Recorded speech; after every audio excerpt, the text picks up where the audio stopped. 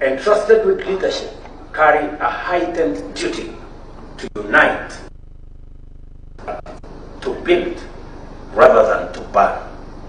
Kenya is bigger than any individual, any office, or any ambition. This republic belongs to all of us.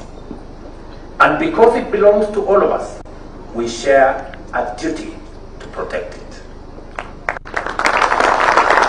Ladies and gentlemen, as I announced during the State of the Nation address, 2026 marks the moment when our journey to transform Kenya into a first world economy begins in earnest. What matters now is execution. But to speak honestly about the future, we must begin with the truth about the present. Today, nearly 4 in every 10 Kenyans live below the poverty line. That is more than 20 million of our people. Families working hard, yet struggling to meet their basic needs. While we have undertaken deliberate policy interventions to create employment under the bottom-up economic transformation agenda, too many of our young people, especially those entering the job market, still wake up every morning without work to go to.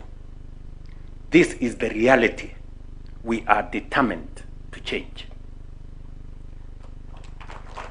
When a nation chooses to organize its economy around work, production, and exports, when it invests deliberately in infrastructure, energy, and skills, and when it finances growth intelligently, not recklessly, something profound happens. Poverty recedes, jobs expand, and dignity rises. This is not theory. History shows us that countries like South Korea, Singapore, and Malaysia made national transformation a deliberate choice. Each organized its economy around work, industry, exports, and skills, investing deliberately in infrastructure and people. Poverty fell, jobs grew, a strong middle class emerged. These countries were not spared hardship. They prevailed despite it. Their success was built on elevated ambition, relentless determination, and sustained action over time. That is the path we have chosen for Kenya. That is the future we are determined to build. So, ladies and gentlemen, let's be clear about our goals.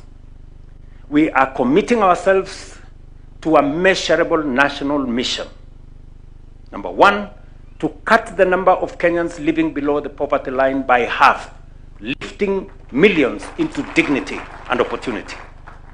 To cut unemployment by half, ensuring that millions of our citizens are productive, they are earning, and they are contributing to their country. And we will do this without crushing taxpayers or without saddling our children with unsustainable debt. That is why in January 2026, we will fully establish and operationalize the National Infrastructure Fund and the Sovereign Wealth Fund, key instruments designed to underpin Kenya's transformation. The National Infrastructure Fund will serve as the central engine for aligning our financial resources with Kenya's development priorities. Through innovative mobilization of domestic resources, strategic modernization of mature public assets, democratization of ownership through capital markets, and the disciplined growing and deployment of national savings, we will unlock large-scale private sector capital while reducing reliance on borrowing and taxation. All proceeds, and I repeat, all proceeds from privatization will be ring-fenced and invested strictly in public infrastructure projects that generate and preserve long-term value. Every shilling invested through this fund will crowd in multiple additional shillings from long-term investors in the private sector. Alongside this, the Sovereign Wealth Fund will for the first time secure intergenerational equity, saving for the future, protecting future generations, and protecting the nation from external shocks, and investing in strategically growing national wealth, giving full effect to Article 201 of our Constitution. Together, these two funds will enhance by multiples the financing of Kenya's development agenda and accelerate our bottom-up transformation as we charge forward full steam to economic freedom and a first world economy. Through this framework, 2026 becomes the year of execution at scale. In this new year, we will complete the Talanta Sports Complex, ready to host major international sporting events, including the 2027 AFCON. We will also complete the state-of-the-art Bomas International Convention Center, restoring it as a premier venue for national and international conferences and positioning Kenya as the region's hub for international events. We will accelerate the tarmacking of the 6,000 kilometers of roads already contracted and underway across the country, including the Rironi-Mau Summit Road, which will be completed and open for traffic by mid-2027.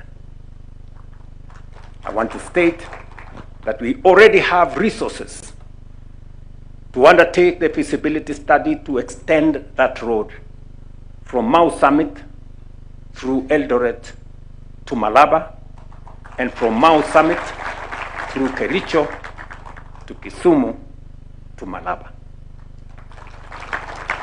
At the same time, we will start the construction of several new highways countrywide, as I did announce in my State of the Nation address. Ladies and gentlemen, in this new year, we will also commence the construction of the Naivasha, Narok, Bomet, Nyamira, Kisumu, Malaba standard gauge railway, creating a modern transport and logistics corridor linking Kenya to East and Central Africa region. Equally, we will launch the Galana Kulalu Dam, whose contract was signed yesterday, and several others as part of the expansion of our irrigation infrastructure across the country, with the ultimate objective of bringing 2.5 million acres of land under irrigation. We will also begin the construction of a modern, world-class airport at the Jomo Kenyatta International Airport to anchor our nation as the aviation's capital of our region and boost our trade and tourism sectors. I've just given you a list of the things that we will do in 2026. Ladies and gentlemen, changing and transforming a country does not require a miracle. It requires a clear and bold vision and a leadership equal to that vision.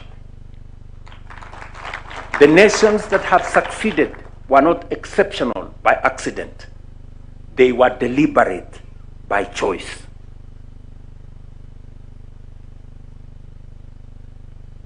one bishop. I saw one bishop last week say that if others took 30 years to move to the first world, Kenya will take shorter because we believe in God.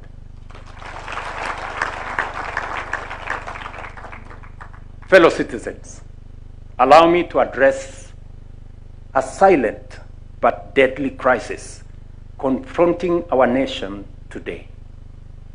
Alcohol and drug abuse has become a clear and present danger to Kenya's health, security, and economic future. 1 in every 6 Kenyans aged between 15 and 65, that is close to 5 million people, are currently using at least one drug or substance of abuse. This is no longer a marginal issue.